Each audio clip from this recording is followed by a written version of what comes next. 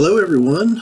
All right, so this is reading time with Mr. Story. We're going to read James and the Giant Peach by Roald Dahl.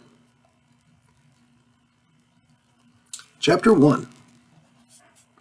Until he was 4 years old, James Henry Trotter had had a happy life. He lived peacefully with his mother and father in a beautiful house beside the sea. There were always plenty of other children for him to play with, and there was the sandy beach for him to run about on, and the ocean to paddle in. It was a perfect life for a small boy. Then one day, James's mother and father went to London to do some shopping, and there a terrible thing happened. Both of them suddenly got eaten up, in full daylight, mind you, and on a crowded street, by an enormous, angry rhinoceros which had escaped from the London Zoo. Now this, as you can well imagine, was a rather nasty experience for two such gentle parents. But in the long run, it was far nastier for James than it was for them. Their troubles were all over in a jiffy. They were dead and gone in 35 seconds flat. Poor James, on the other hand, was still very much alive, and all at once he found himself alone and frightened in a vast, unfriendly world. The lovely house by the seaside had to be sold immediately, and the little boy, carrying nothing but a small suitcase containing a pair of pajamas and a toothbrush, was sent away to live with his two aunts. Their names were Aunt Sponge and Aunt Spiker, and I am sorry to say that they were both really horrible people. They were selfish and lazy and cruel, and right from the beginning they started beating poor James for almost no reason at all.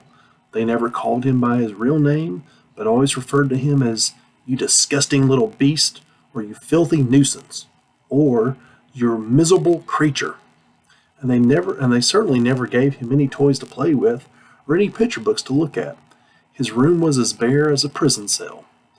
They lived, Aunt Sponge, Aunt Spiker, and now James as well, in a queer ramshackle house on top of the high hill in the south of England. The hill was so high that from almost anywhere in the garden James could look down and see for miles and miles across a marvelous landscape of woods and fields.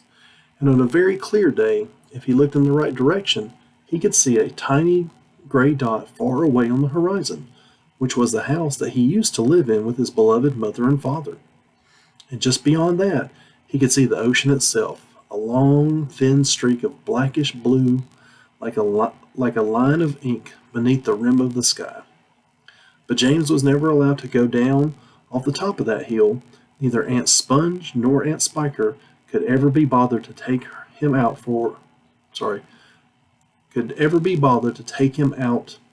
herself, nor even for a small walk or a picnic, and he certainly wasn't permitted to go alone.